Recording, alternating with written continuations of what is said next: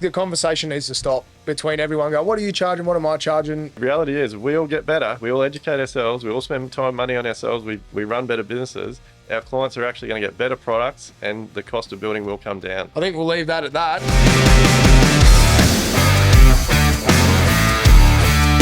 All right, team, buckle up. We are back for round 2 with Lewis. So this is going to be an absolute cracking podcast. I know this guy's like my long lost buddy now. Like we catch up and we can talk for hours. So we had so much feedback from the last podcast where Lewis interviewed me, went for a long time.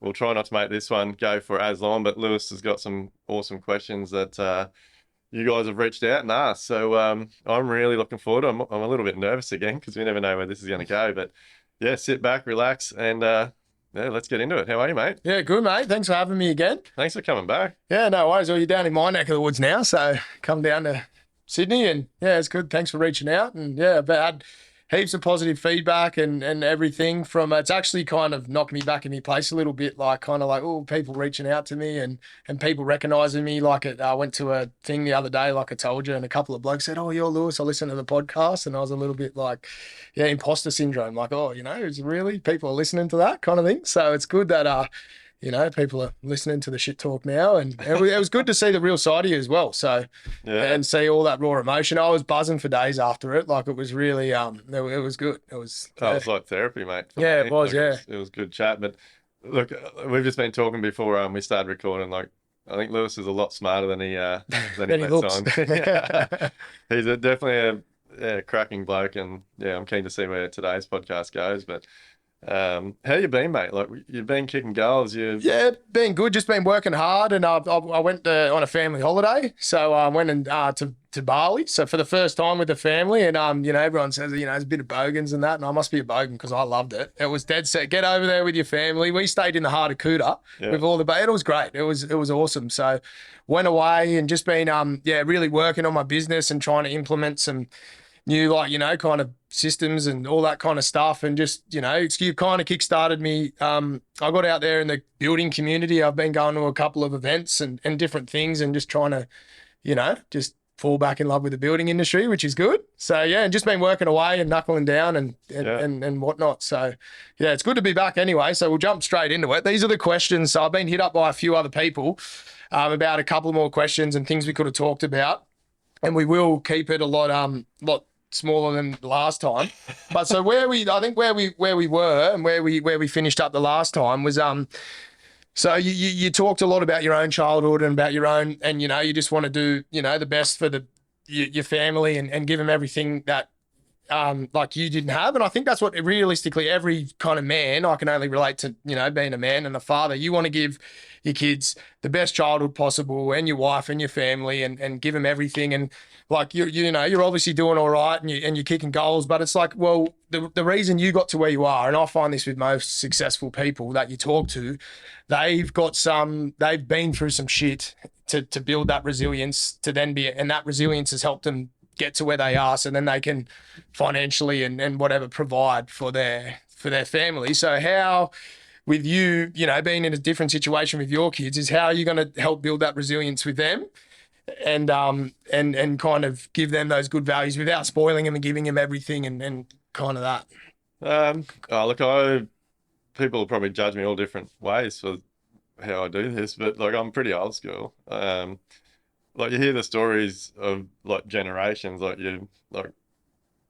one person does quite well and then their kids sort of get involved and run with that and do even better, and then the next lot of kids get spoiled and end up losing. It's all gone, yeah. Taking advantage of it, and then their kids end up back to square one again or something along those lines. And I don't want to be like that. Like I'm trying to install a lot of old values, old-fashioned values, I believe, in my girls. I don't know. I'm pretty hard on them that they're fucking good kids. Like because it's a hard balance, isn't it? Because you want to give them everything you didn't have, and then you look at them and you think, fuck, you've got it easy, and then you're like, I don't want to be too hard on them. So it's a really hard balance, I think, to kind of. Our kid, like my girls are 11 and 13, just about like turning 14 in 2 months. But like my wife and I are like I don't know, good cop, bad cop type thing. Like we're similar, we're all on similar lines, but like I'm definitely harder than what she is. But like our kids have lists of chores they have to do. Like there's daily jobs, and they rotate. Like one does them one day, one does them the next day. Yep. There's quite often arguments about that because someone forgets it's their day or whatever. But and like so that simple things like I'm a big believer of making your bed. Yep. Like I never made my bed when I was growing, and I never even while I was single and like Yeah. that. I never have, and I still don't. And look, the thing that made me make my bed was my wife. Like when I met her, like it was just one thing that I absolutely loved was staying at her house because like her bed was smick. Is it the And- bed? Is that the only reason? No, that's The not the only reason. But like my bed hadn't had the sheets washed for who knows how long. Like it's like you take off the bed and they'd stand up themselves. But so yeah, just simple things like I'm so proud. Like my girls get up quite early. Generally they're up before I leave as well. One of them's got to catch the bus. And so they'll get up generally and make their bed before they go downstairs, have their breakfast. They've got to empty the dishwasher. They've got to take the recycling bins out. They've got to take the wheelie bins down. Like, Yep. what are simple things that I believe should Yep. be done. And like we've installed a routine into them that like we've still got to encourage them here and there. Yeah, And then they get a little bit of pocket money each week. And then Yep. we've got a list of jobs that like we'll sit down. We haven't done it for a little while actually, but like we sit down as a family and there's a list of jobs that we put dollar values on, and like that could be anything from $2, $5, $10.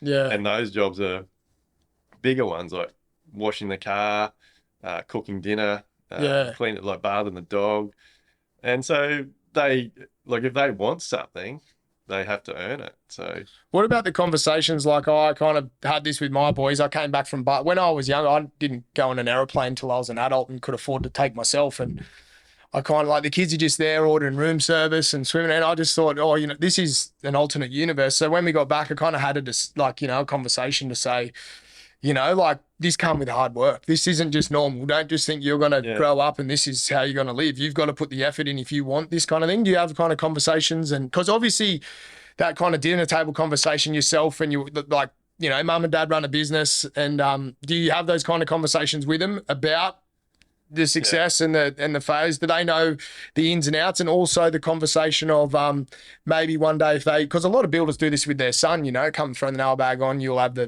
blah, blah, blah, but you've obviously got daughters. And have you had the conversation where, yep, you can come and throw the nail bag or there is a position in the business, or do you just keep that separate and let them? No, if they want to come in, there's a good chance one of them will throw the nail bag on. The other one, I don't know the way it's going. She's probably going to be a building designer at or something. But look, even with that, our number one rule with our kids, mate, is like we do not put pressure on them. Like, our number one rule is as long as you try your best. At school, at sport, whatever. As long as you can sit, look me in the eyes, and tell me that you've put in your best effort. I don't care what the results are. But my oldest is really getting onto it now. Like she has to catch a bus at 7:10 every morning for an hour. And so she's onto the podcast. Like she's listening to the podcast and really sort of getting interested in like she'll bring something up with me and it'll take me back a couple of steps like holy fuck, like you're listening to the finance. That's awesome. And so we quite often have conversations, especially more so with my oldest one. Like I really want them to understand. Like I don't want them to just see that mum and dad work really hard, and I don't want them to think that life's easy and we can just have whatever we want. So like I educate them a lot. So she's starting my one that's nearly 14. There's a lot of conversation about she wants to get a job. Like she's done a little bit of work experience already with my sister's cafe, and she's starting to ask about dollars. And so there's lots of conversation about, well, if you get a job at Macca's in 18 months time, like your pay is going to be, I forget what it is, $14 or something an hour. So like, those R.M. Williams boots that you like and that like the rat stuff, Ariat stuff you want to get for your horse, like that's whatever, like whatever the dollar value is. So divide that by your hours, like you have to work that many hours just to buy one pair of boots. And she's like, oh, Yeah, that's Shit. yeah, it really makes it real, doesn't it? When you And then work that even out. when you cut it down to smaller things, like, when we go out to dinner and like a meal's $40, like when you start working, like that equates to 3.5 hours work you have to do to pay for one meal. Yeah, And so that she's really starting to acknowledge like effort for reward. yeah, yeah, So yeah, look, I think we are, well, reasonably hard on them, but they appreciate it. Like they've got a horse now. A lot of people, um, I think that's a real yeah. privilege. Like it's not a thing Yeah, a lot it's of people can have. definitely, yeah, So there's fees every week to have that on the site, that on the property that we have, and then food, and then just fucking all the shit that goes with it. yeah, yeah. So Camille and I pay for Yep, most of that, but like they get pocket money from aunties and uncles now, and yep, they know that if they want a new saddle or they want a new bride or whatever it is, like yep. they're paying for it. Yeah, yeah. Well, that's good. So then the conversation comes up. The daughters go, all right, we want to come into the family business. How do you approach that? So is that just Oh, there won't be yep, any benefits, mate. Like if yep, they want to come in, they'll have to start at the bottom of whatever start it, role they yep, want to do. Like, yep. And you'd encourage that for them yeah, to just take it on and yeah, yeah, the only way to learn and be successful at something, mate, is doing it. yeah, Like I don't know, this is my opinion anyway, but if you have someone that grows up and then gets given a business, it's going to end in disaster. yeah, Like you've got to work your way through the ranks. You've got to understand the business. I will treat my kids no different to I treat anyone in my team. hmm, And when it comes to that sort of thing, I have a few rules. Like number one, don't hold back. yep, Don't give a fuck who you are, how old you are. If you overtake other people, too bad. yep, Like that's their loss. Like your gain. Like yep, because that held me back for a long time, being yeah, worried that I was overtaking people that were older than me yeah, and definitely, yeah, been in roles longer than I had. yep, So I really encourage my daughters and my whole team that if you're striving for something and you put in the effort and you show me and you get the results, and I will quite happily keep rising you through the ranks. mm, And I think that's the only way to really appreciate what you earn from doing that. Like if you just get handed things your whole life, mm. I don't know, my opinion is that you don't value them and you don't treat them right. Yeah, I think that's a really good point because a lot of us guys, like people listening to this podcast, are small business owners, whether it's, design, building, whatever, and employed like, in the building industry. And it's a good conversation because like I don't come from a family where my parents were self-employed. So it's kind of like you want to, build the resilience in your kids and still like, yeah, dad owns a business and he's got his own name on his shirt and he's got he's got a podcast and this and that. But it's like, how do you still build that? It's not, this just isn't going to be you. You're not going to walk in and then start your own. You've got to grind through. So My I think, kids are, I don't know if sheltered's the right word, but like I said, we are old fashioned. So like it was funny because like even just flying down here yesterday to do that gig last night, like my oldest was up early, we were having a few conversations and she's like, so where are you going, Dad? And I'm like, oh, I'm off to Sydney again. She's like, oh, you've been away a lot this year. What are you doing this time? And I said, oh, I'm speaking tomorrow night. And she's like, what do you mean? I'm like, oh, I'm the guest speaker at an event. And she was blown away. She's like, what do you mean? Like people are coming to listen to you? And I'm like, yeah, their dad's moving up in the world. Like, but and then yeah. So they just see his dad at the end of the day, really. but we don't like my daughter, my eldest daughter, only got a phone last year, and that was only because she had to catch the bus. Yeah, that's cool. At 14, that's No, at 12. 12, 12. Yeah, it's So, a hard thing, the phones now with the kids, like when to mate, give and into them and it was purely so she yeah, had contact with us. So the bus picked her up from the bottom of the street. It was a massive decision for me. Like I'm like, fuck, she doesn't need it. Like the bus, we'll take her to the bus. We'll pick her up. I'm sure the bus driver will manage them. Blah blah blah. But anyway, we got her phone, and so they have no social media. Yep. They've got Messenger. There's a few little groups of friends. Each of them have. So my youngest one has an iPad. She can communicate on Messenger, but there's no social media, no Instagram, no Facebook. it's good. None of that rubbish. I forget, there is a name. There's one thing that the kids communicate with, but with the oldest one, that's probably causing the most conflicts because, and I just can't get over how horrible. Like when I was at school, like there was teasing and all that sort Yeah, of thing. face to face. But I like the shit that goes on these days, and I think I don't know if like I feel like girls are worse. Definitely, yeah. And so the shit that goes on and the teasing my daughter gets because we don't let her have social media is Yeah. ridiculous. Like, My son's going through a similar thing now. Don't let him have a phone. We bought him like a parental control phone. So you can't have all the other stuff on it. So just so if we drop him down the skate park or he's doing, because I like to give him a bit of freedom, he can kind of roam around a bit. And then I was like, oh, I'd like to be in contact with you. But he doesn't take it anywhere because it's not cool like the other phones. So he always goes where he hides it because he doesn't want to get picked on because of his phone. yeah, Because as soon as you give that phone, you take part of their innocence away, you know, and and a lot of the parents, you know, no judgment out there, but he's got some mates that have got full access to whatever they want. Yeah. And it's just like, oh, they're just, I'm not the same. I'm not a fan, mate. Like, no, kids need to be kids. Mm. Like that's the way my wife and I look at it. Like they need to be kids. They need to spend time being kids, playing outdoors. yeah. Like As soon as that innocence is gone, it's gone. yeah. So you need to just prolong. You want your childhood to last as long as possible. I probably was still a child up until I was like 17, really. I agree. I Yeah. as well, mate. Like when I started work, like I was, there's a lot of shit. Yeah, and then you hear the worksite lunchtime chats and you're a man before you know it. You think, Jesus Christ, these things are real. And then that's it. Your innocence is gone. And I'm actually reluctant to put on really young apprentices because I've even like counseled a few of their parents to say, just stay in school to year 12. Like, I'll give him a trial then. Like, he's only, you know, and they're like, no, school's not for him and that. And I'm like, all right, but you got to understand that he's a boy. And when he steps here, he's a man. And I can't shelter him from that. And then, you know, it works for some people, doesn't work. But I don't like, you get these young, innocent kids and you kind of like, look, mate, you don't want to be in this world just yet. But some of them are men a lot younger.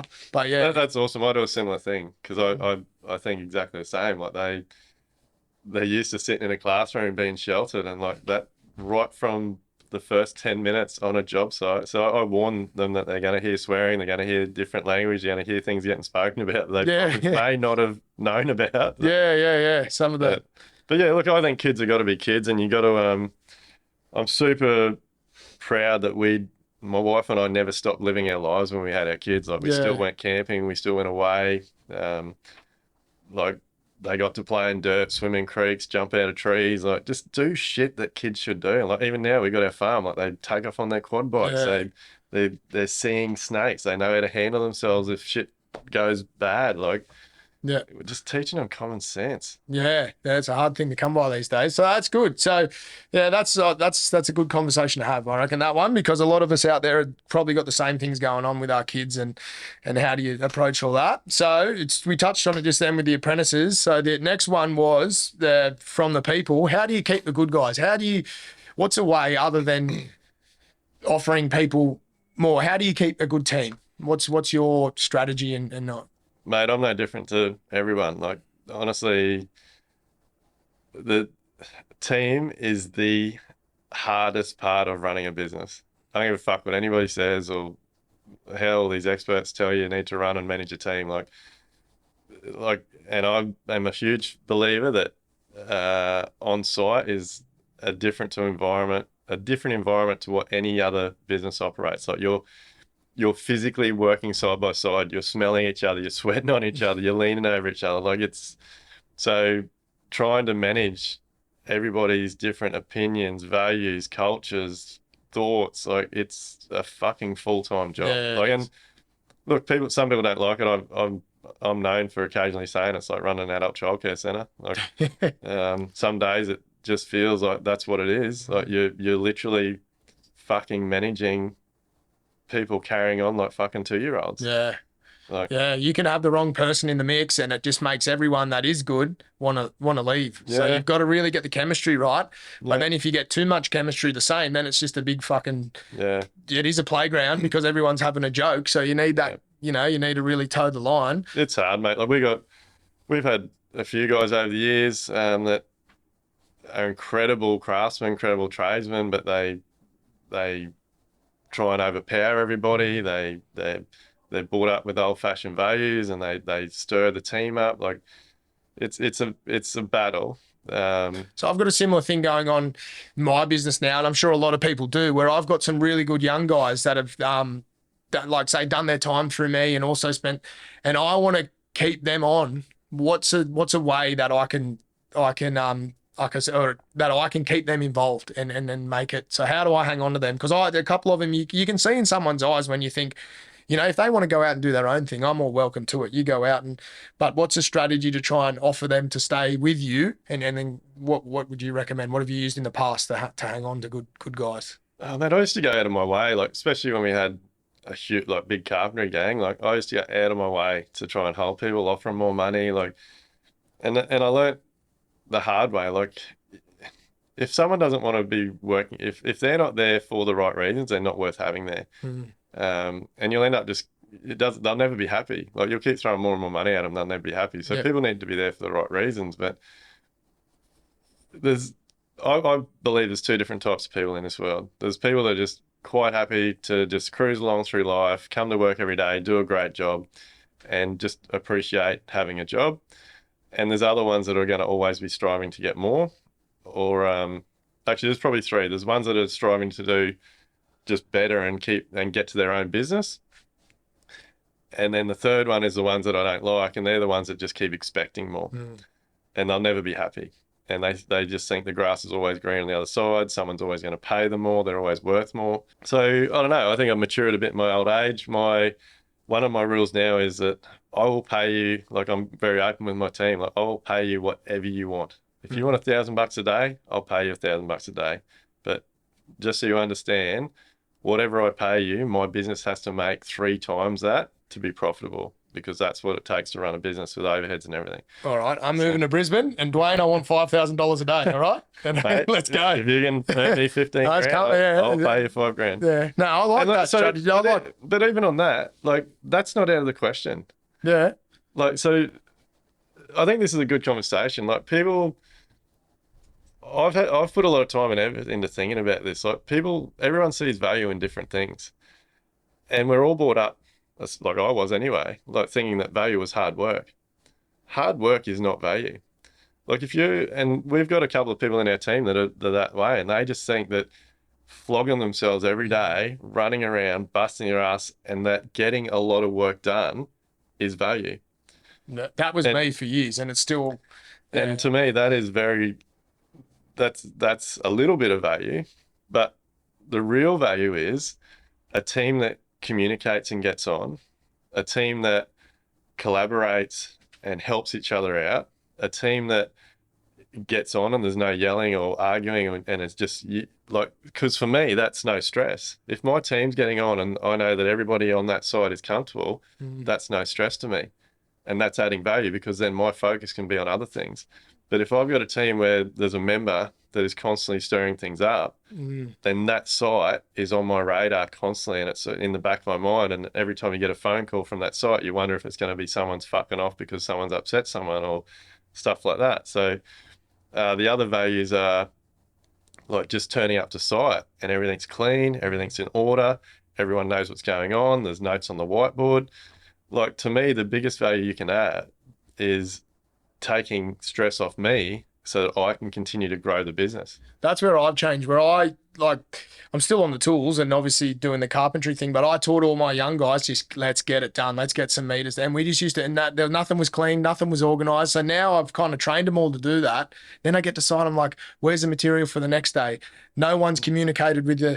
Yep. No one's letting the waterproofer know that's ready. No, this, and now I'm trying to, and then I've like, you've started over here, but then this wall's just easier. So then you like, and there's half, and they're like, but we just thought you were coming and we just wanted sheets on the walls. And I'm going, oh, well, I'll have to back train you and say, so now I want things done. I want everything documented. I want, everyone filling out their diaries, ordering quantities, thinking about not just today, but tomorrow. And it was my fault because I was just like, let's get shit done. And then you realize, getting exactly what you said, getting a whole bunch of work done. Well, the value is so people don't understand how much is done off site and how much that a business owner has to deal with, and that's constantly going through your mind. And so that, to me, that is the best value you can. For me, as a business owner, my staff, the best value they can add, like you just touched on, is like me turning up to site, seeing that there's all the gears on site for them for the next week, seeing that someone's written a note on the Yeah, whiteboard for the to-do list. Yeah, supervisor yeah. that something needs to be ordered, like, because that's the amount, like, people don't understand the inefficiencies and the wasted time when you're constantly turning up to site. Everything's a shit fight. You spend the whole time you're on site putting out fires. You no one's thought about what they're doing the next day, so you're madly ringing around trying to get gear delivered, or you've got to fucking cancel and do something so that you can rush the hardware and then get something back to the site, or someone's forgotten to tell you something, so you haven't asked the trade that's coming, like, and so you waste all like 80% of your day simply just trying to stay one foot in front of the other. Yeah, I tell my leading carpenters, I say, you got to get the nail bag off because, you know, all the times that the boys are giving me shit going, oh, what have you done all day? And then I say, well, you've been busy for weeks now because I've been organised. And I tell that to Yeah. the leading carpenters, you got to have the nail bag. You got to be just one step ahead. I said, you might think, let's get the nail bag on. Lewis is paying me to be I'm paying you to organise the job as well, mate. And that, if Yeah. that means you need 3 hours and you need to sort it out, you need to be mature enough to go, this Yeah. is what I need to do. Everyone go away. I'm now doing this part of the role. Yeah, I think people struggle. Like supervision was one that I struggled with for a long time, but like my supervisor Todd, he is just absolutely next level. And my wife and I give him rewards for that and Yep. pay him well. But to me, and look, there's always team members and even subbies that will make smart ass comments like, "Oh fuck, we haven't seen Todd for a couple of days, or he doesn't show up till 9 in the morning." But like, I know because I see Yeah. emails from Todd at 5:30 in the morning or 6 in the morning, organizing materials and doing stuff. Like they don't see that value. Yeah. They just think that Todd's a supervisor. He should be on site at 6 in the morning when they're there. He should be up there asking them questions, doing things.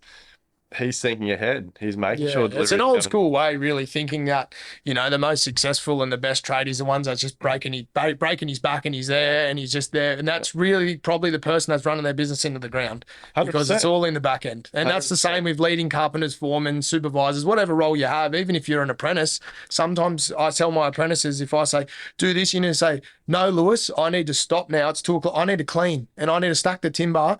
You know, and I said, that's a role say, no, Lewis, I'm not going to be helping you do this now. I'm going to go and get the site ready because you've given me that role. So there's a place there for everyone to. The number one thing that everyone should do more work on is their organization skills. Like even if it doesn't matter what size your business is, like at every stage, like even your carpenters on site, they should work on their organization skills. Like it shits me when you turn up to site and it always takes the same person to be over things. Like one thing that I hate is when like I can turn up to site and in 5 minutes I can have the site turned around and running like clockwork.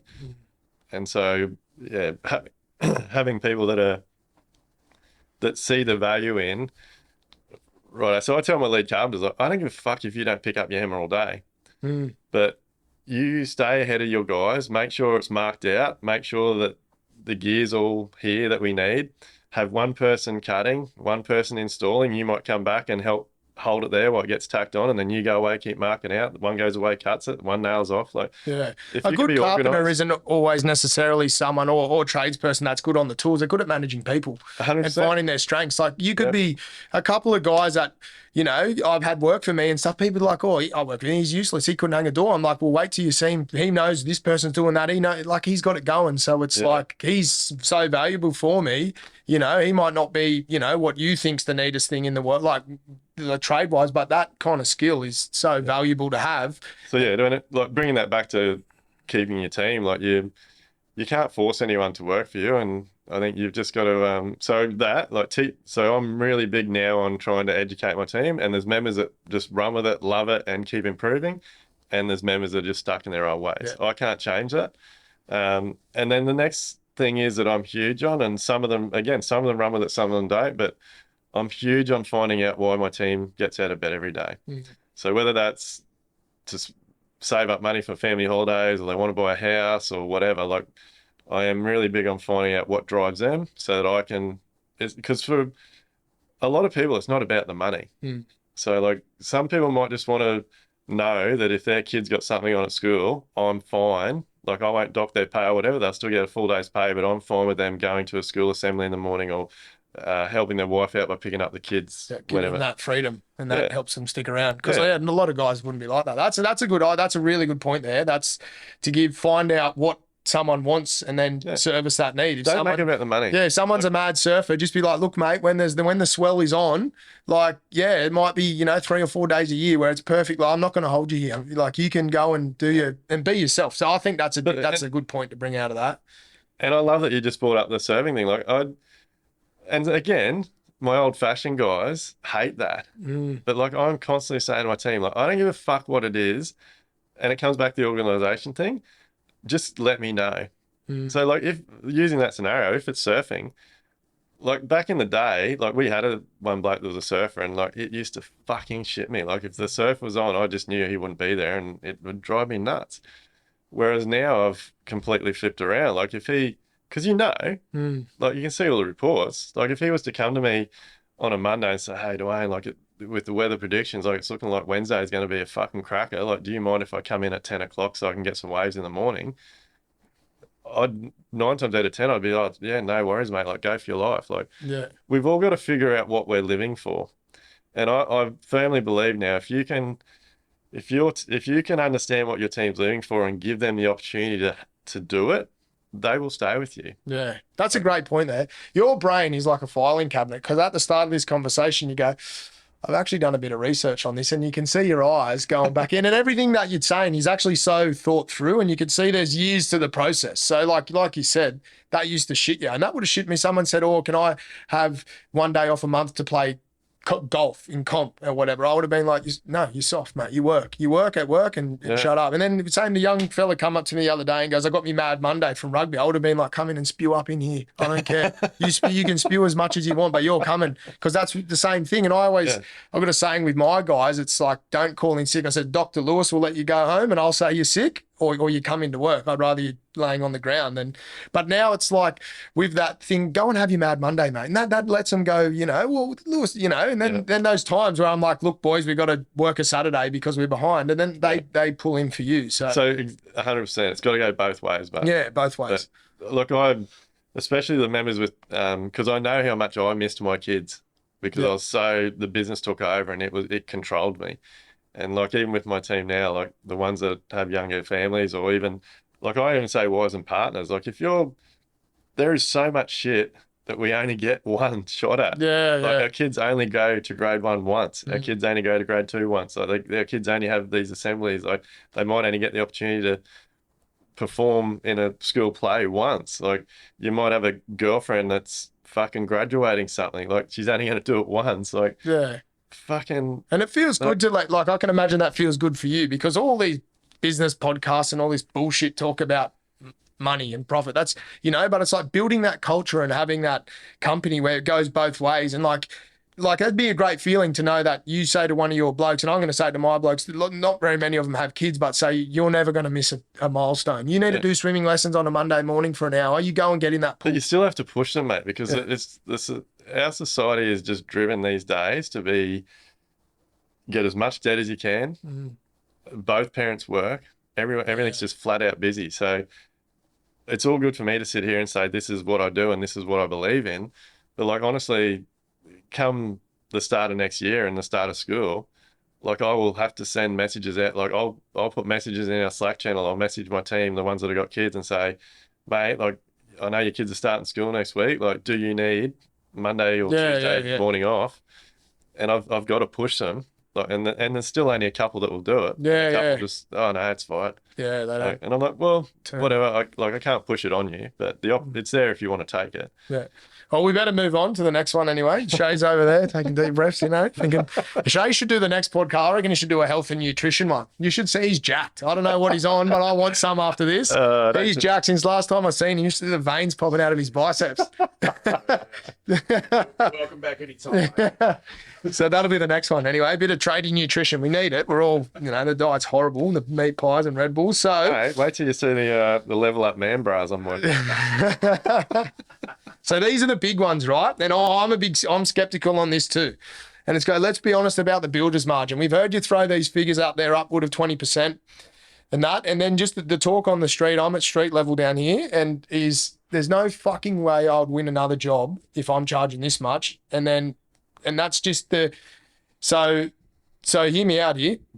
So we got the builder's margin and the thing, but it's just so ingrained that people are just not even accepting that figure and automatically just saying there's no way that's even realistic. So to talk a bit more about that, just briefly. Well, at the end of the day, numbers don't lie. Yeah. So, and it doesn't matter. So the thing is with this, every single business is different. Like it doesn't matter.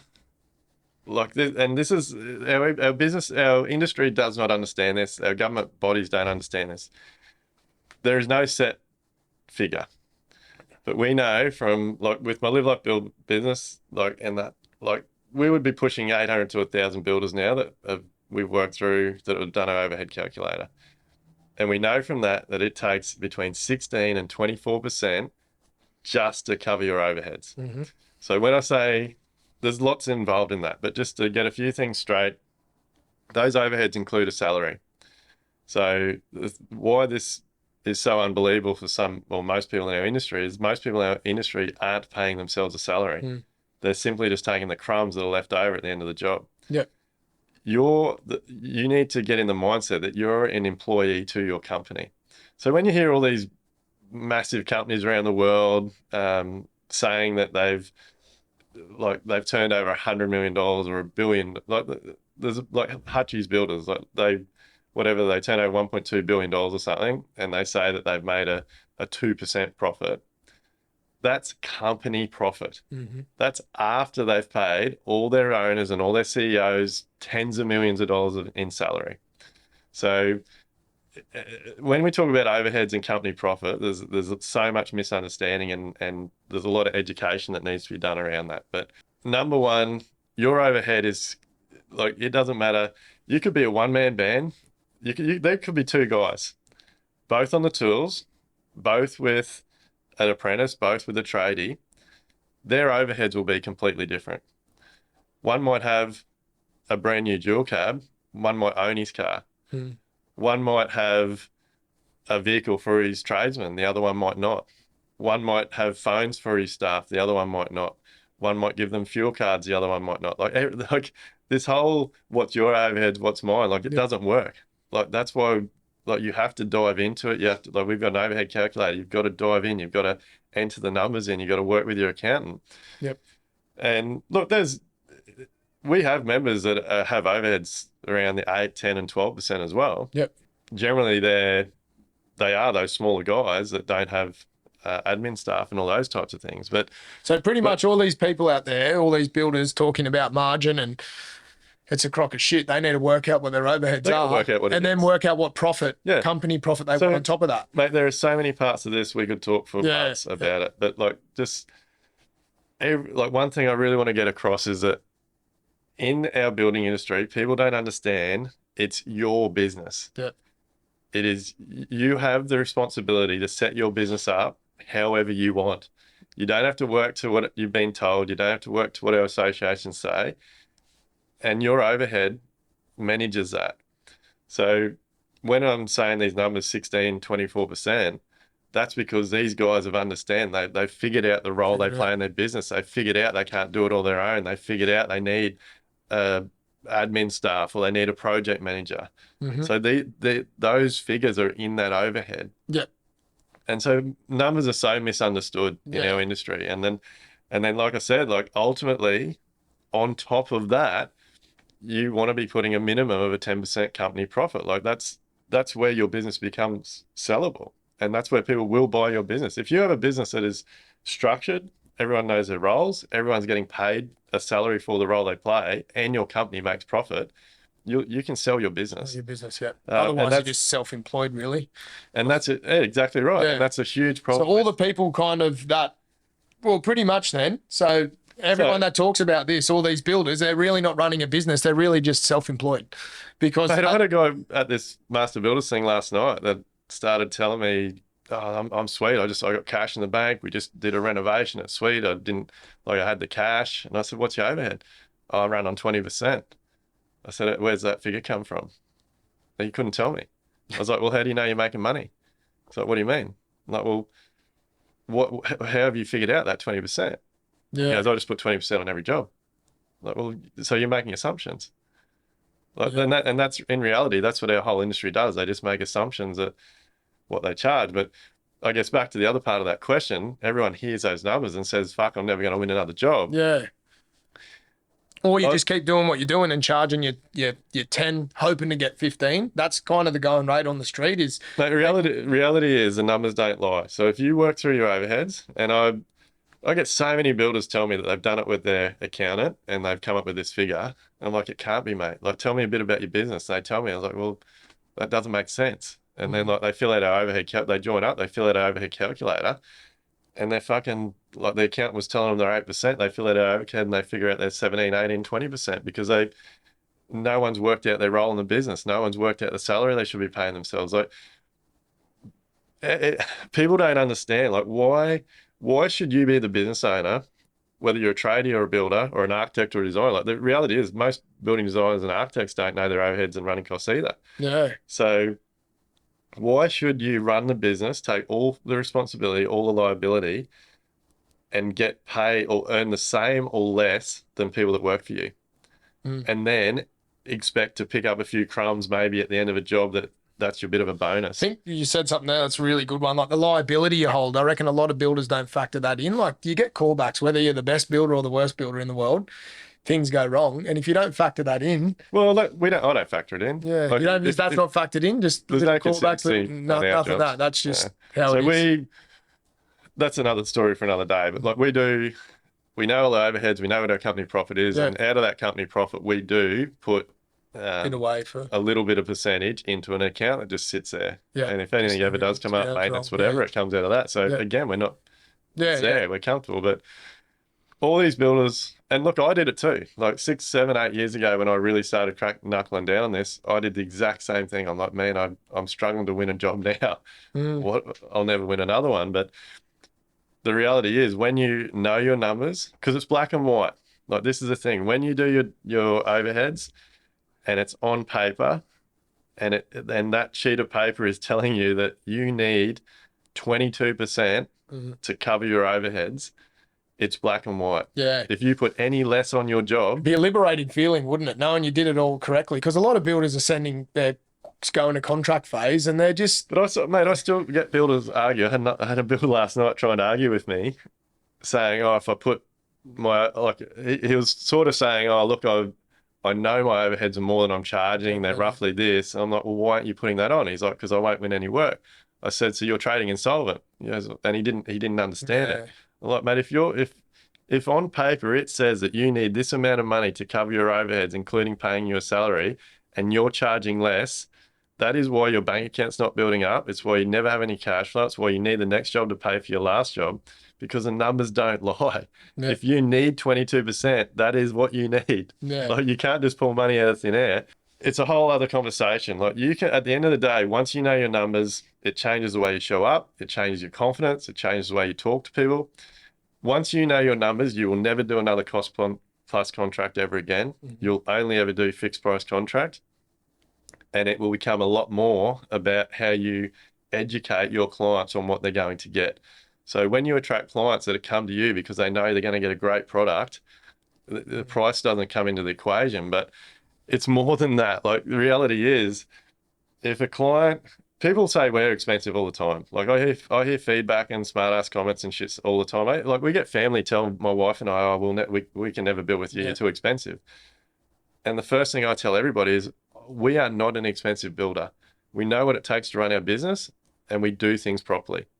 If you want to pay someone to not do things properly, that's fine, go over there. But if you want a house that's built to code, everything's done, if there's a better way to do it, it's done better, and you want a house that's going to last 100, 200 years, then you come and build with us. If you want to work with a builder that's going to be very stressful, be variations, and 9 times out of 10 is probably going to end up dearer than us in the long run, and you only want a house that's going to last 20 to 30 years, go and build with the cheaper guy.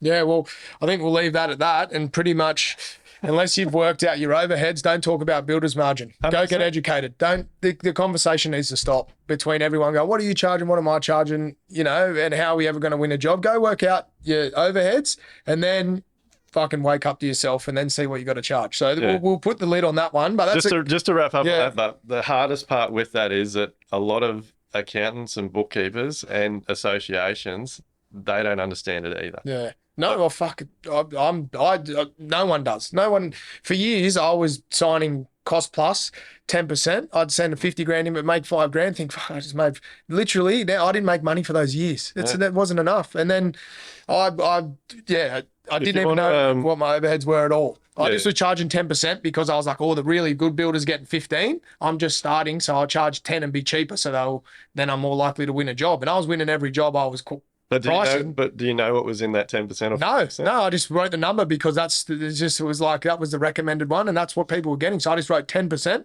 and I thought, so I used to be a chippy and make an hourly rate. Now I'm going to make money on all my guys. And then every other invoice that normally goes, then I'm going to make 10% on that. Little did I know that 10 wasn't covering, I wasn't on the tools as much. So it wasn't even covering my way. And that was the years I ran a business where I was paying my carpenters, not even lead carpenters, more than me. And it really hit home when something went wrong and I need a little bit of money for a rainy day. And I was like, well, hang on a minute. I don't have any money. And I'm like, I'm taking on all these liabilities, taking on all the stress, and the roofer's getting paid, the bricklayer's getting paid, the water, they're all charging their 20, 30% margin on their work. If you want to know your numbers in this game, you have to deal with an accountant that understands our industry, like a trade accounting firm, or you go to someone like Katie from Profit First for Trade. He's like, there's no other way to do it. Like if you're just dealing with an average Joe Blow accountant, you come to Live Life Build and we actually work through your numbers. So the summary on that is everyone's margin's different because their business is different. So whatever you hear on the street, guys, might work for someone, not work for someone else. And if you don't know your overheads, go work them out now because, best advice is do not take advice on overheads from anybody. Work it out yourself. Work out your own. That's the first time I've heard that. So that's good because everyone kind of goes on, what's the general group doing? Everyone tries to feel out like, oh, how are you? It's the same thing. It's like, oh, we're talking about Pro Climb before. It's like, what rap are you guys? What everyone, it's like, oh, they're doing it. So, I'll do, like, he's a good builder and that's what he's charging. So I'll do that. Little do you know that his shit could be hitting the fan and whatnot there. So, but it's like, we need to wrap this part up. But there's so many parts to this, like, because the other part is like, you go to these accountants and they sit down with you at the end of the year and go, oh, look, you've made $150,000, but your company's made a $90,000 loss. So unless you get taught or understand, so number one, if your accountant's telling you that you've personally made a certain amount of money and your company's made a loss, you're stealing from your company. It's illegal. You're trading insolvent. And I operated like that for years. I didn't understand it. So it's a big thing to get your head around. But the other big driver why this problem is so bad, and with what you just touched on there, like, so if say you're a builder that is just running with 10%, and so in your mind, you think that every job you do, you make 10%. You start working your way up, you're doing $1 million job. In your mind, you think you've made 100 grand. So you're buying this, you're buying that, you're roughly keeping the numbers in your head, thinking that you're within that 100 grand. If you don't understand that out of that 100 grand, you've paid 11 grand insurance, you've paid $7,000 for the year or for the period of that job in fuel, or $6,000 in fire, like all these things, you're behind. Like you're going out the back door. I think that's probably most of the industry. So anyway, the next hot one. The hot topics, mate. The hot topic. So on the street is this is the next biggest talked about one, which everyone just bullshits to each other, is home warranty. So this is like I said, this is probably a full episode with some experts on home warranty because my experience with home warranty is you kind of want to massage it to make it look good so you can get as much as you can. And every builder's looking for a loophole to get home warranty because to grow your business, you need, want to take on more work, you need more home warranty. And then literally I see it every day where a builder is about to sign a massive job. This is my first multi-million-dollar project. And they say, hey, how much home warranty you got? Like, where do you, and then it's always looked at later. So they'll chase the work. And then, so what's, your advice for people out there and that conversation that builders are having on the home warranty kind of tunnel? Oh, look, I'm definitely no expert on this. I think it's definitely an area that our industry associations and government bodies need to work on. One way to work on that would be talking to our industry and understanding how it operates a lot more.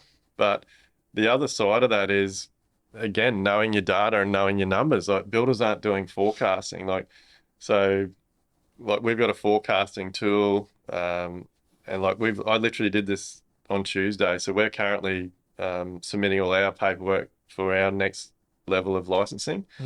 And I was shitting my pants because it was looking like I didn't think we had enough assets to get to allow us to do the amount of work that we've got coming up for the next 12, 18 months. And again, it's just like we're talking about with the overheads and stuff. Like, there's a lot to get your head around. So I think what a lot of guys are doing, or was my experience as well, you're a sole trader for years and you can use your own personal assets, and you get, like, I got quite a big amount of home warranty as a really young, like I'm talking 23 years old.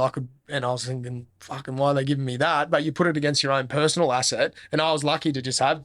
But then when you switch to a company, you got to start the home warranty journey again. And I think a lot of builders, this is where it comes down to the numbers, like you're talking about, and the amount of, if I had $1 for every time I heard you say you got to know your numbers, I'd probably have a few grand. But like, it's true, but yeah, it's true. It comes down to your numbers, and if you aren't doing your numbers, it's just not working for you. But yeah, I think the big problem is a lot of guys are going to a company, and it's convenient sometimes for your company, to run at a loss because your tax bill might not be there. Let's be honest, we're all in business. We're all trying to minimize tax. We're not avoiding it. We're trying to minimize it, and then it can bite you in the ass with the home warranty. So it's about. But you've got to, again, you got to know your numbers. Like, Yeah. you've got to be working around all that. Like, yes, like at the end of the day, tax isn't a bad thing. If you're paying tax, it means you are making money. Yeah. And look, the more money you make, the more there's actually more benefits to you. Like, the government supports people that are doing well and making money, because if they didn't support people that were doing well and allow us to use our funds to do other investments and other things, the government can't fund all the infrastructure and all this stuff that's going on. So they reward you for doing well. So that's a whole other podcast as well. I think we need to get an expert on the home warranty thing, because with the home warranty thing, you need to know, because obviously if you want to do a certain level of turnover, you have to have a certain level of assets. I think different states have different regulations and things, and that's why you've got to do forecasting. Yeah. Like, you need to have forecasting sheets. You need to be forecasting the inquiry that's coming in, what the possible dollar values that they are. Like, through our pack process, we're encouraging builders to fill out these forecasting tools so they know what's looking like coming up, so they can be working towards. So to give you an example, like on this Tuesday, like 3 days ago, I sat down with my accounts manager, because she spent the last 2 weeks getting everything together, and collating all the information that we've got to submit by November for our next level of licensing. And she's told me the figure, like, we were right on the limit. Like, had to fudge a few things to make it work. And we're going to have to be very careful about the work we take on, because we're going to be right on that sort of, I think it's a 10% buffer. Yep. But with the current work that we've got forecasted for the next 2.5 odd years, next year again, we're going to be pushing it. So, like, I've got her to do some forecasting and tell me, like, well, this time next year, what do we need to have in a bank account? And so I won't be stressed out this time next year, because we've come up with a strategy now that over the next 12 months, we're going to be building up some money and putting some money aside, so that come this time next year, we're going to be able to go to the next level, and it's not going to be stressful. So it all comes back. Look, I know it's a pain in the ass, and I know the government needs to understand more about how our industry runs, but at the end of the day, we do need to take some responsibility and know our data and do some forecasting, like, not just be running by the seat of our pants, getting Yeah. a big job in, and then fucking Well, yeah, well, it's complaining that we from can't my do it. experience, not, maybe did or didn't do this, but you put a job down on home warranty for a lot less than it is, and towards the end of the job, you ask for an extension, and they say, "Oh, excuse me, Mr. Dawson, you're not approved for this much." I'll say, "Well, I'm standing in the house right now, and it's here, so it's too late." And that's kind of how it's been for too long. So, I think you hit the nail on the head there, where you said it comes down to your numbers. At the end of the day, if you're not charging enough, so that's where that 20% margin scares people. Well, if you're not making money, then you can't ever grow because you can't get the home warranty. Back to, well, everything keeps coming back to this margin. Yeah. Like, reality is, if it costs everyone in the long run. So these builders that aren't knowing their numbers, chasing their tail, wondering why their cash flow isn't building, substituting materials through the job, cutting a few corners here and there to try and make up some more money, all these types of things are the same builders that are whinging 3 months, 6 months, 3 years down the track when there's an issue with the job and they can't afford to go back and fix it. Like, it all, at the end of the day, it all catches up. Yeah. So the best thing that this industry can do is educate themselves, understand their numbers and how to run their business, charge correctly. And even though there's clients out there that are going to be listening going, well, fuck, we just can't keep paying more. Reality is building, I will fucking argue in Parliament about this. Building will become more affordable when builders are running more professional businesses and understanding how to run their business and doing things to code, because the 50 odd billion dollars that get spent every year on rework and jobs that don't get finished and insurances that get paid out, we're all paying for that. But that's all built into all of our costs, our materials, our labor. Yeah. So the reality is we all get better. We all educate ourselves. We all spend time, money on ourselves. We run better businesses. Our clients are actually going to get better products and the cost of building will come down. No doubt about it. So know your numbers. All right. That's answering the questions from the street. Parliament wants to get me in there. I'm fucking happy to argue about it. Yeah. Duayne, know your numbers. Vote for Duayne. 100%.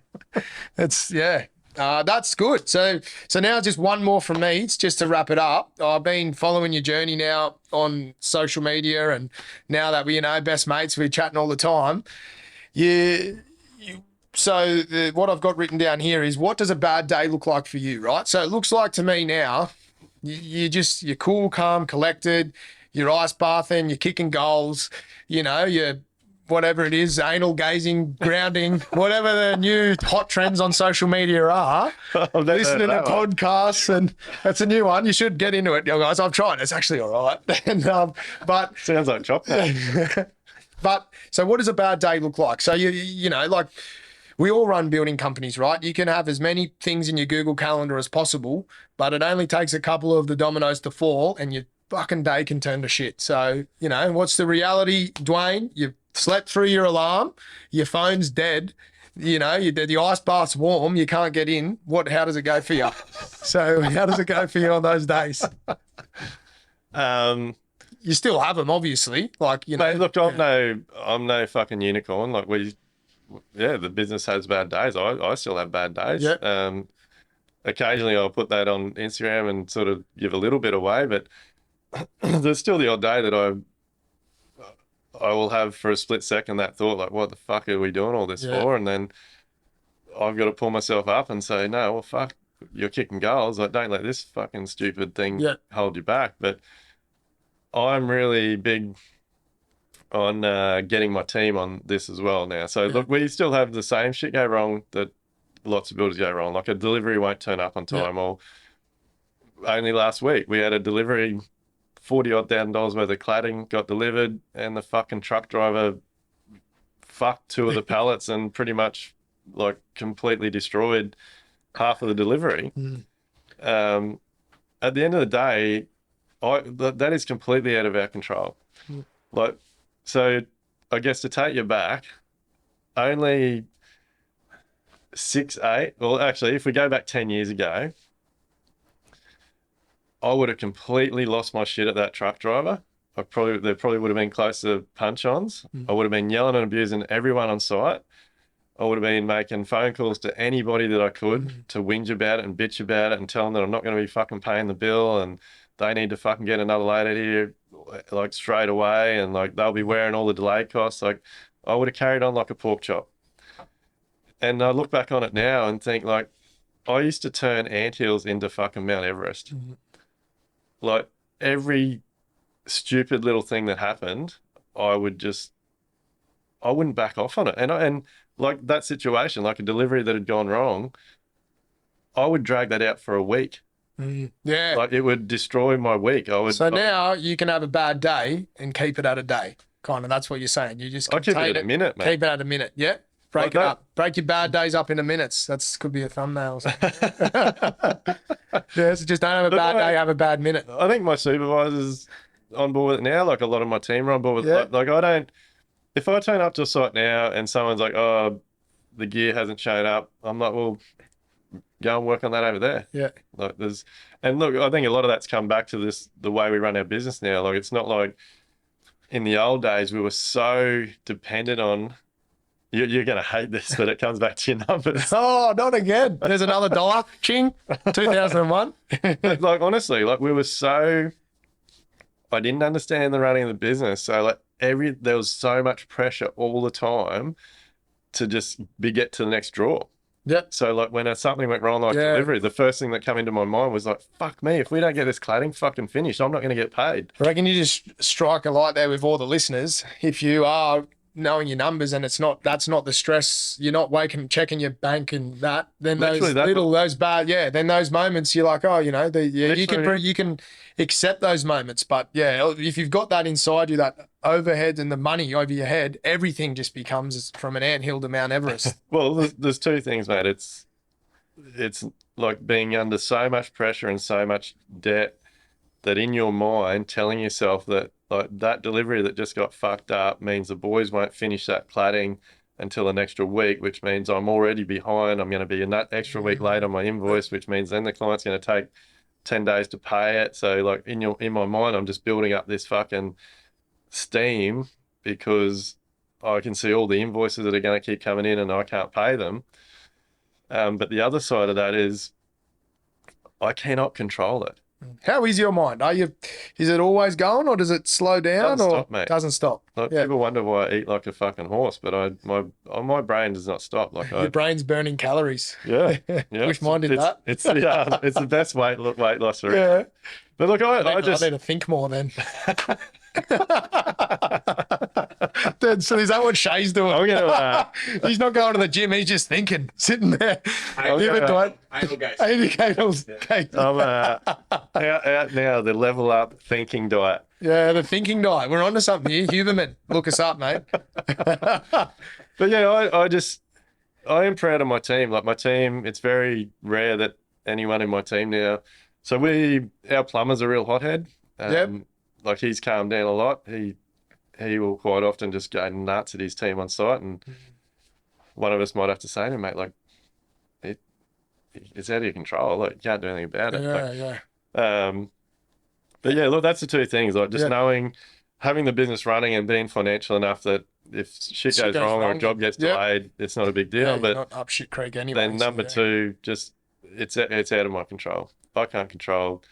And like the same thing, like we touched on it before with the people showing up sick and stuff. Yeah. Like, mate, it used to, again, all driven by dollars. Like, if I had team members that didn't show up, the first thing in my mind was like, fuck me. Like, there were 2 guys short. We're going to be 2 days behind on getting the framing draw. Yeah. Like, what the fuck? Get to work. Like, get a doctor's certificate. Like, fucking go and take some pills. Like, Whereas, like, I can't control that gets sick. Like, so things that are out of your control and your bad day into a bad minute, I reckon. So I'm no different to anyone, mate. We still get shit going wrong. Yeah, because the building industry is just shit going. You're just putting out fires all day. Yeah, kind of thing. But obviously, the better your numbers are, and just preempting things. Like, to give you a perfect example, mate. Like, we're whatever.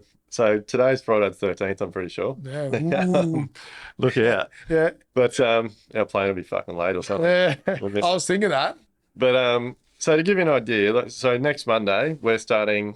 We've got to get a retaining wall in on a property that is on the waterfront. It's tidal, and we've done plenty of work in those areas before, and I'm fairly confident that it's going to give us grief because we're going to. I was trying to get it done with some screw piers and stuff and weld the retaining wall columns onto it. And the engineers wouldn't have a bar of it. And anyway, so it's board piers. So like we've got bit of a game plan around, like we got a machine turned up Monday morning and got $30,000 worth of concrete sleepers showing up. We'll have a team on site. And I know like next week there's going to be a few phone calls backwards and forwards, and there's probably going to be a few costs that might not go to plan because we're going to have to deal with something that's completely out of our control. Yeah. We're going to be boring holes through a water table. And so being aware that not everything works perfectly. Yeah, so because a lot of times you picture things in your head. Yep, the machine's going to go in. We're going to do flow, and if you allow for the shit fight in there, I guess it doesn't sneak up on you. And well, I'm not saying I've allowed extra to cover. Yeah, but I've had multiple meetings this week with my supervisor. I've had conversation with the client. I've G'd one of our team members up that's going to be on site there, and just I've talked to the machine operator, and we've just. Yeah, I feel like as well, like being a builder and working with a lot of builders, they can get almost addicted to when the stress of when something goes wrong, and they love it. Like, what, the claddings, they get a bee in their bonnet, and it's like, the gorilla comes out and off they, I'm calling him and doing that. So it's addicting, that kind of, that and it's chaos. And I'm glad you brought that up, because I don't know the exact wording or if this makes sense, but I think a lot of people, because I used that as an excuse not to fix it. Because I'm like, I used to always say, like, it's impossible. Like, there's so much shit goes on. Like, you can't fix all this shit. Like, you don't know what you're talking about. Yeah. But and because of that, like, I was making every situation 1,000 times bigger than what it really should be. Telling everyone, and the drama. You kind of get addicted to drama, as my wife likes to say. I'm a little bit addicted to drama, so it fuels you. You wouldn't believe it. The roof sheets rock up, and it's the wrong color, and you're there, and that just becomes your whole life. But you know why? Because I struggle with this. So this is something that I struggle with. When, I keep waiting for something to go wrong. Like when you get team starts to go well, jobs start to make money, bank account starts to build up, like family's good, you're going on holidays. It's almost like you're trying to make something up. Because you're like, fuck, what? Like something's got to go wrong soon. Like, what's going on? Yeah. And it is really hard. Like that's something I probably have to work with every single day. Yeah. Well, that's actually on a different side, like what we talked about earlier in the first half of this podcast. That's actually a reaction to childhood trauma. He's expecting things to go wrong like that. So that's like a deeper issue. And that's kind of like an instinct. And I have the same thing as well. Like I've always had this thing, I'm gonna die young. Something, I'm gonna get struck by lightning. What is it? What do you say? Friday the 13th?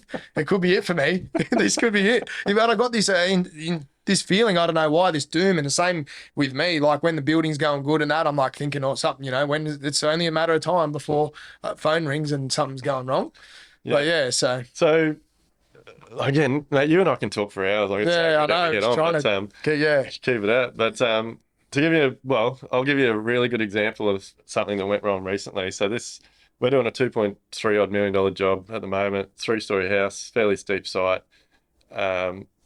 The basement or garage and guest bedroom storeroom sort of dug into the side of a hill, all block work. And the job was cruising along well. Like, even though we hit a lot of rock and stuff, there was a variation for the client, but like team's going well, footings went in well. Like the team prepped it. We did a huge pour. We poured the bottom, and then we worked out all the heights. We poured the top. Like everything's going sweet. And then Blocky comes in, so it's got all the 300 series down the bottom and then 200 series up the top. And it was a Friday, and my supervisor rings me and goes, I've just cancelled the core fill. One of the walls is 100 mil out. And I'm like, what the fuck are you talking about? He goes, I said, how? Like, we've double checked everything there. And he goes, and look, and again, credit to my team, like one of our systems is like prior to concrete, you do a final check on everything. They've come in that morning, pulled their string lines and doing their final check, and they've all the set out they've done for the block work, like one wall, they've like one person at each end, they've marked the 300 blocks out. Someone's gone 300 mil one side of the line, and someone's gone, the other guy on the other end's gone the other way. So the walls ended up 100 mil out of square. And I was like, you're kidding me? Like we've never done that. Like that is whatever it's been, I don't even know, 18 years or 16 years of building now, we've never ever done that. And he's like, what do you want us to? He's like, it's got to come down. And I'm like, well, are you sure? Like, I said, do this, do that, and give me a call back. And in my mind, I'm thinking, fuck me, like that's going to delay us a lot. I'm not going to get so on that, like, to give you an idea, that was going to be the first, like, we had an earthworks draw, and then that was going to be all our footings, reinforcing steel, core field block work, which was over $200,000 draw on that job, which we would have submitted the following week. This is literally only happened 2 months ago. Yeah. And anyway, while Todd, we've hung up, he's gone away working stuff out, and I'm thinking, like, fuck, do we like, how do we get around this? Like, do we pack each side of the wall out? Do we, like, just frame it and then render it? Like, what do we do? And I'm like, no, like, fuck that. Like, that's it. It'll look good, but it'll always come back to bite us in the ass. So, and then Todd rings back. He's like, no, it's wrong. We got to pull it down. And I'm like, well, fuck, it's got to be pulled down. It's got to be pulled down. And like that, in the old days, that would have been fucking throw the phone at the wall, really cracking the shits. But it's obviously a sign of the culture and the team I built now, because, like, when Todd rang me back, he's like, yeah, we have triple checked everything. It is 100 mil out. This is what's happened. Tim did this. I did this. It's got to happen. And I'm like, in my mind, I'm like, fuck, mate. Like, do you know I said, I've done some quick numbers. Like, do you know that's going to be somewhere between probably a $12,000 and $16,000 fuck up? And he's like, yeah, no, I know, but we're already pulling it down. I've already told the team to do it. We're going to save all the blocks. So, like, literally, again, back to the team and the culture I've created, they had the scaffold set up for the core fill. So they pulled the blocks down. They scraped all the mortar off. They stacked them back in the piles where they were before it got built. They pulled all the reinforcing steel out. They cleaned the footing. They remarked it out on the Friday. Todd got straight on the block layer, told him what had gone wrong. He had another job that wasn't going to plan. He got back there the following Tuesday, and we ended up, like, it went straight back up, and we core filled it, like, I think it was the following Wednesday, and it ended up being like a $5,200 exercise. Yep. And it was good because the team all took ownership of it. Yeah, carry on. They apologized for it, and we all moved on. So, yeah, it just goes to show you, like, when you change your mindset, and because you tend to get those things can get out in your mind. Your mind can just start going, and then you start questioning everything you've ever done, and next minute you're taking the whole house down. But if you, I think it was really good for the team, because that's the biggest thing. That's the biggest fuck up we've had for a long time. Yeah. And I think it was really good for the team to see how my supervisor handled it and how I handled it. Yeah. And we all just moved on. Adapt and overcome. Yeah. Yeah. Well, it's good that you share that, because a lot of builders don't share their fuck ups, and it's building, and they're human beings. And man, I'm no fucking different to anybody. Like, I'm not sitting here doing this podcast and doing what I do thinking that I'm an angel, I'm a unicorn, and everything's perfect. Yeah, yeah. Like, I'm here to show people that, like, if I can deal with any of this shit and get to where I am and do what I do, like, anybody can. Yeah, no, you do take things, except I'm not fucking doing the anal stargate. No, Duayne takes things well. He's ordered eggs Benedict this morning. I walk in half an hour late, get my bacon and egg roll, and you get a meal in front of you. It's clearly not eggs Benedict, that you just hook into it, and no stress, and got a frozen mango smoothie. And no, but thanks for having me back anyway. It was good to just finish off the questions, and I'll stay on the streets and anything that comes to me, and hopefully we can do this again in another few months. And well, we are Lewis and I are going to get something happening that you guys are going to fucking... Look out. Look out. I'm excited. But guys, thanks for listening. Another cracking episode. Reach out if you've got questions, and go and check out the new website, get on board with the merch, and keep smashing it out. We'll see you on the next episode. Are you ready to build smarter, live better, and enjoy life? Then head over to livelikebuild.com/elevate to get started.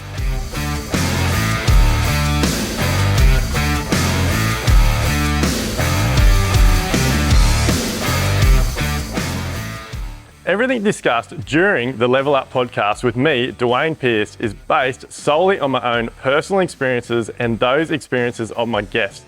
The information, opinions, and recommendations presented in this podcast are for general information only, and any reliance on the information provided in this podcast is done at your own risk.